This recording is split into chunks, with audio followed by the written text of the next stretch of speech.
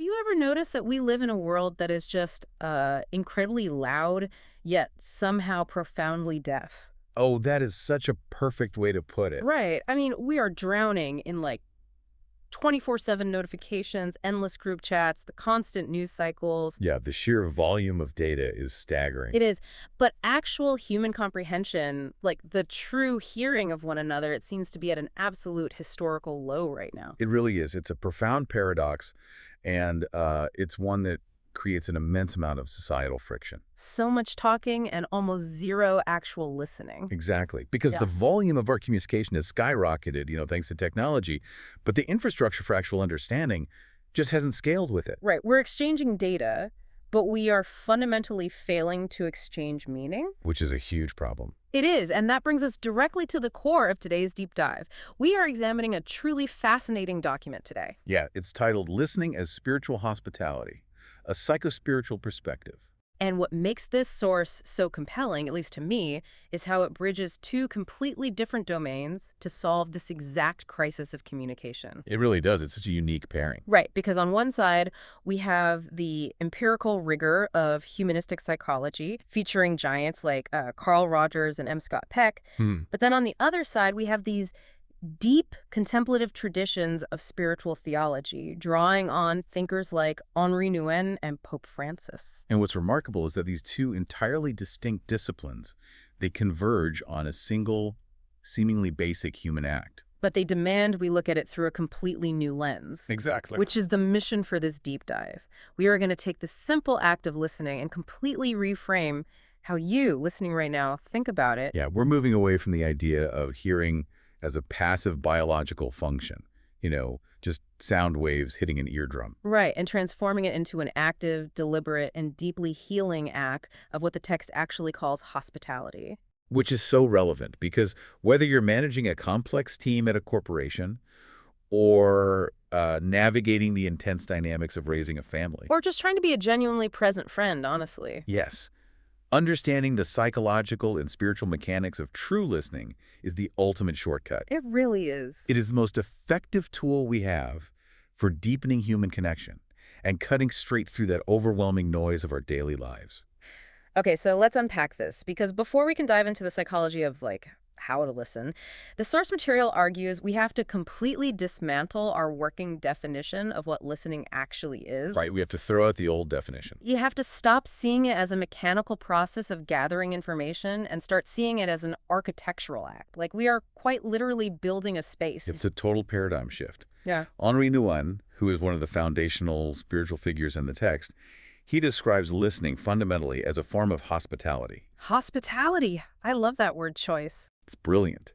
He argues that when we truly listen, we're constructing a sanctuary inside our own minds where another person can enter. Wow. And the critical variable of this space, the really important part, is that they can enter without the fear of being judged, without the fear of being fixed or corrected. That completely recontextualizes the way we think about adding value to a conversation. It does. Because if listening is hospitality, it's like opening the door to a guest room and telling someone, you are welcome here exactly as you are. Yes, exactly. And think about how radical that is. I mean, in our modern context, almost every space we enter, whether it's a physical boardroom or a digital social platform, it demands something from us. Always. It demands that we perform or conform to a certain aesthetic. Or that we immediately defend our viewpoints. Right. And what's fascinating here is the sheer psychological relief that comes from removing the threat of being fixed. Oh, man. Just hearing you say removing the threat of being fixed makes me feel relieved. Right. Nguyen points out that for anyone engaging in this deeply, this isn't just an active listening technique you deploy to win an argument or, close a sale. It's way deeper than that. It's a way of honoring the human experience. When someone brings you their confusion, their pain, or even just their exhausted silence, offering them an unjudged space is an act of deep reverence. You aren't treating them as a math problem to be solved. Exactly. You are treating them as a complex reality to be respected. Which is so hard because we usually approach conversations like a mechanic approaches a broken engine. Oh, completely. Someone brings us their messy thoughts, and we immediately, pop the hood, start diagnosing the faulty parts, and offer unsolicited repairs. Well, you shouldn't feel that way. Or, if I were you, here's the 5-step plan I would execute. Yes. We think we are helping, but we are actually just refusing to let them rest in the space we supposedly offered. And that instinct to fix is exactly what Nguyen is challenging. The theological perspective views this hospitable listening as a way of receiving the divine, basically by welcoming the mystery found in fragile human stories. The mystery rather than a problem. Exactly. A problem is something you solve and discard. A mystery is something you sit with, observe, and learn from. That is beautiful. Nguyen gives us this spiritual blueprint for creating a hospitable space where that mystery can unfold safely. He does. But, and here's the pivot, a blueprint isn't a building. Right. You can have the spiritual ideal of offering a safe space, but you still need the actual mechanics to pull it off when you're sitting across from someone who is actively frustrated or weeping. Which is where the psychology side of our source material becomes invaluable. Yes, humanistic psychology gives us the practical tools to actually construct that room. And this brings Carl Rogers into the center of the frame. A legend in the field. Absolutely. Rogers was a pioneer of humanistic psychology, and he introduced the clinical concept of deep listening, or empathic listening. Okay, so how does that work? Well, it moves us from the abstract theology of hospitality into the really granular cognitive mechanics of human interaction. Which I assume goes far beyond just quietly waiting for your turn to speak. Radically beyond that, or even just parroting back someone's last sentence to prove you were paying attention. Oh, I hate when people do that. So what I hear you saying is... Right, it can feel so artificial. Yeah. Rogers argued that empathic listening requires a highly active internal posture. Okay. While the other person is speaking, you aren't analyzing the factual accuracy of their statements or cross-referencing their story with your own experiences. So what are you doing in your head? You are holding a single, focused internal question. What is it like to be her right now? Oh, wow. What might her heart be saying beneath the specific words she is choosing? You are seeking to temporarily inhabit their emotional reality. Okay, here's where it gets really interesting, but I actually need to push back on this a bit. Sure, go for it. Because it feels incredibly counterintuitive, especially in a professional or high-stakes environment. Let's say a close friend or a colleague comes to me and says they're about to get fired because they are totally mishandling a conflict with their boss. Okay, high stakes. Right. My immediate, overwhelming instinct is to intervene. I want to say, stop, you are doing this wrong. Here is the script you need to use tomorrow to save your job. Of course. That's natural. But if I just sit there and hold space, aren't Rogers and Nguyen essentially suggesting I watch my friend drive their career off a cliff? That is the classic dilemma. I mean, doesn't silence border on irresponsibility when practical intervention is clearly needed? This raises such an important question, and it really explores the absolute hardest boundary of empathic listening. Because it feels wrong to not help. The tension between holding space and practical intervention is where most people abandon the practice. But we have to look closely at the psychological mechanism Rogers uncovered here. Okay, break it down for me. He isn't saying that practical advice is inherently evil or that you should passively watch a friend destroy their life. Okay, good. What Rogers discovered is a sequencing issue. A sequencing issue. Yes. We try to provide cognitive solutions to a person who is entirely locked in an emotional state. Ah, so they literally cannot hear the advice anyway. Exactly. When a person is distressed, their defense mechanisms are highly active. They're basically waiting to be judged, criticized, or told they are wrong. Right, they're in fight or flight. So if you immediately offer advice, even brilliant, career-saving advice, their brain processes it as a critique of their current competence. Oh, wow. I never thought about it like that, so they just reject it. They do. But Rogers found that when a person feels accurately heard without a shred of judgment, a biological and psychological shift occurs. Their defenses drop. Yes, their defense mechanisms lower. They stop using their cognitive energy to protect their ego against your perceived judgment. And when that energy is freed up, what happens? That is the breakthrough. When that cognitive energy is liberated, the speaker naturally begins to process their own emotions and untangle their own cognitive dissonance. So they fix it themselves. Often, yes.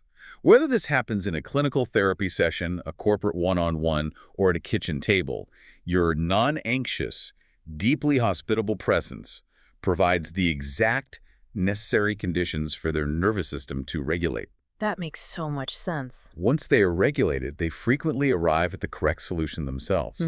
Or, at the very least, they reach a state of calm where they can actually ask for and absorb the practical advice you were so eager to give in the first place. So empathic listening isn't the rejection of solutions, it is the prerequisite for them. Brilliantly said, yes. It's like trying to grab the steering wheel from the passenger seat because the driver's panicking. Oh, that's a great analogy. You don't grab the wheel, you help the driver calm down so they can see the road themselves. Exactly. It's entirely counterintuitive, though, because we are so conditioned to believe that our value in a relationship is measured by our tangible output. Right. Our solutions, our fixes, our wisdom. But this framework suggests the silent listener is actually doing the incredibly heavy lifting of emotional regulation for the room. You are providing the stabilizing architecture. But as you noted, suppressing the urge to grab that steering wheel is incredibly difficult. Which brings us to the most significant psychological hurdle in this entire deep dive. There we go. If empathic listening naturally triggers this profound healing and clarity, why is it so agonizingly difficult for us to just stay quiet and do it? Because it requires the suppression of the ego, Right. It demands that we get ourselves entirely out of the way. which is painful. It is. And the source introduces a framework from psychologist M. Scott Peck to explain exactly how we do this. Yes. He calls the technique bracketing. Bracketing is a vital psychological tool, and it requires immense cognitive discipline. Peck defines it as the active, conscious process of putting aside our own opinions, our own judgments, and our desperate, burning desire to respond or relate. Oh man, that friction is so palpable. I mean, we all know the physical sensation of being in a conversation where the other person is talking, but you aren't really listening anymore. Not at all. Your heart rate is slightly elevated, you've formulated your brilliant counter-argument, or your perfectly relatable anecdote. And you are just hovering, waiting for them to take a breath so you can drop your insight. Yes. You're just waiting to pounce. And in that moment, you aren't listening. You are reloading. You are reloading. Your ego has completely taken over the space. So Peck says you have to actively use bracketing to fight that instinct. You do. You have to adopt an internal monologue that firmly states, for this moment, I will not be at the center. The other person will be at the center. Like a conscious choice. You are essentially hitting the mute button on your own ego. The internal me show has to take a commercial break so the other person can have the stage. That's a perfect way to visualize it. And if we connect this to the bigger picture, this invisible psychological act of hitting that mute button is elevated by our source material into a profound expression of love. How so? Well, the text intricately connects Peck's modern psychology of bracketing directly to the ancient Christian concept of kenosis. Okay, I want to spend a minute on that because kenosis is a pretty heavy theological term. It is. It translates roughly to self-emptying love, correct? It does. Kenosis originates from the Greek word for emptying, and theologically, it refers to the act of pouring out one's own power, privilege, or ego to make room for another. Making space again. Exactly, mirroring the humility of the divine descending into the human condition. Yeah. But when we translate that theology into the mechanics of, a Tuesday afternoon conversation. It means viewing your attention as an act of service. Precisely. It's a direct challenge to the personal branding culture we live in, right? Where every interaction is just an opportunity to assert your intelligence or your status. Always trying to prove your worth. So to practice kenosis in a conversation is to deliberately choose what the source calls the Franciscan spirit of taking the lower place. Exactly. When you practice this level of humility, when you actively refrain from interrupting with your brilliant advice, when you suppress the urge to correct a minor factual error in their story. Oh, that's the hardest one. Right. Or when you stop yourself from preaching to them, you are taking that lower place. You are serving them through your deliberate self-emptying. It frames silence not as a passive void, but as an intensely active, taxing form of labor. It is exhausting work. Holding back your own ego takes significantly more energy and discipline than just letting it run the show. You are absorbing their anxiety without reflecting it back. And this requires incredible stamina, which is why the text moves from the internal struggle to the broader societal implications. Right, zooming out. Once we understand the sheer difficulty of building this guest room, of holding the empathic question, and of bracketing our egos, the source text asks a critical question. How does this intense internal psychological work scale up? How does it change our communities, our workplaces, and our relationship with the world? Exactly. To provide that macro perspective, the text brings in Pope Francis. And he diagnoses our current cultural moment with an incredibly striking phrase. He really does. He warns that we are suffering from a modern epidemic of what he calls dialogues among the deaf. Dialogues among the deaf. Man, that perfectly encapsulates the friction we experience every day. Doesn't it? It is a society where everyone is heavily bracketed by their own egos and no one is practicing kenosis. Everyone's talking, nobody's listening. Statements are being broadcast, demands are being made, but no one is truly receiving the other. You see this everywhere. Oh, absolutely everywhere. It's the hallmark of modern political debates. It's what happens in the comment sections of social media. And it's the exact dynamic of a tense corporate meeting where 3 different departments bring their slide decks Yeah. and everyone just presents their data without ever acknowledging the underlying anxieties of the other teams. Just competing monologues crashing into each other. Exactly. And Pope Francis counters this societal deafness Mhm. by calling for what he terms a listening church. But, the principles apply to any community or organization. Right. Any group of people. He uses the word synodal, which translates to walking together. But his central argument is that you cannot walk together if you aren't listening with the heart. That requires actual connection. He emphasizes a critical distinction here.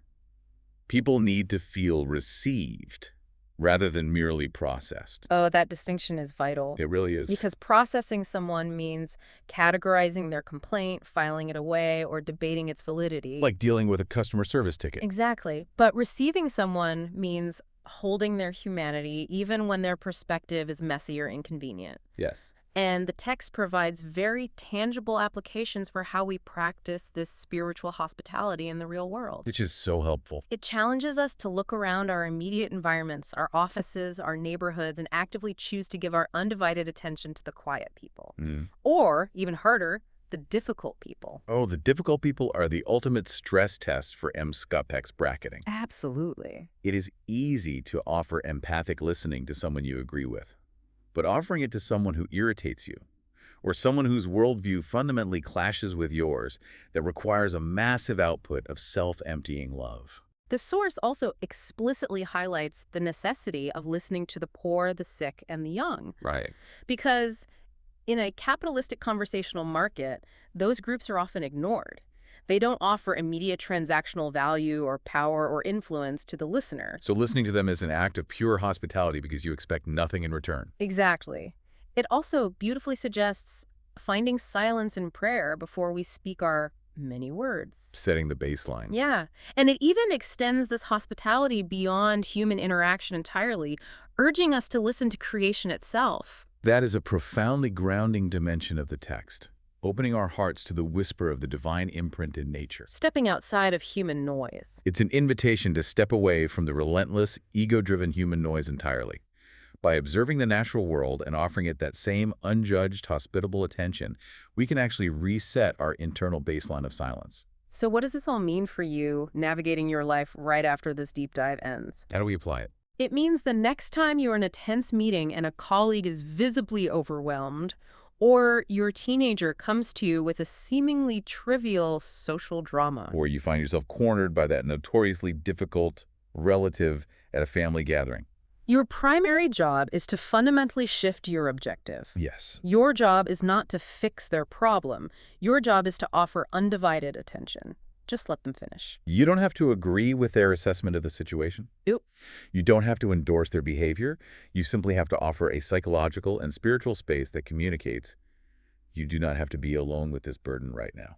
That is the ultimate takeaway of this psychospiritual synthesis. This simple, fiercely disciplined form of presence, this Franciscan littleness in action, as the text frames it, is the exact antidote to the dialogues among the deaf. It truly is. When we stop trying to fix and start trying to receive, we create the conditions for quiet, organic growth in the people entrusted to us. And it leaves all of us with a highly challenging diagnostic question to apply to our own lives.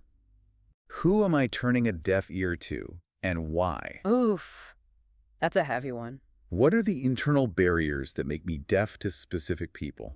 Is it my impatience? Is it my ego's need to feel superior? Or is it my modern obsession with efficiency over connection? That question forces a serious internal reckoning. Who am I turning a deaf ear to? It demands that we examine the limits of our own hospitality. It really does. So let's trace the arc of the journey we've been on today. Let's do a quick recap. We started by completely dismantling our definition of listening, moving it from a passive biological function to an architectural act of hospitality. Right. Creating a safe, unjudged space guided by the theology of Henri Nouwen. We then examine the mechanics of Carl Rogers's empathic understanding, learning that deep, non-judgmental listening actually frees up a person's cognitive resources so they can begin to heal themselves. A total game changer. Then we confronted the massive friction of our own egos, utilizing M. Scott Peck's tool of bracketing to practice the ancient art of kenosis, or self-emptying love. Taking the lower place. And finally, we zoomed out with Pope Francis, recognizing that this deep spiritual listening is the only scalable cure for a loud world trapped in endless dialogues among the deaf. It is a brilliant synthesis. Okay. It takes the deeply abstract theological concept of love and gives it very practical behavioral mechanics that we can execute every single day. It takes the lofty and makes it lived. But before we sign off, I want to leave you with one final lingering thought to explore on your own. Something to chew on. A thought that builds on everything we've unpacked today. We've spent this entire deep dive talking extensively about the discipline of bracketing your own judgments. We've talked about the grueling work of creating a hospitable guest room in your mind for others. But what happens when you attempt to apply this exact same deep empathic listening to yourself? Oh, wow. When your own internal monologue is racing with anxiety or bogged down by confusion or echoing with past pain, do you immediately jump in to hastily fix and correct yourself? We usually do. Do you violently judge your own messy emotions, trying to reorganize your own luggage before you've even had a chance to rest? That is such a profound shift. What if the person who most desperately needs you to practice this spiritual hospitality, the person who needs you to open the door of your heart and say, "You are welcome here exactly as you are, without judgment," is actually you? That's incredibly powerful. Thank you so much for sharing your time and your curiosity with us today. Keep digging deeper, keep asking the hard questions, and we will catch you on the next deep dive.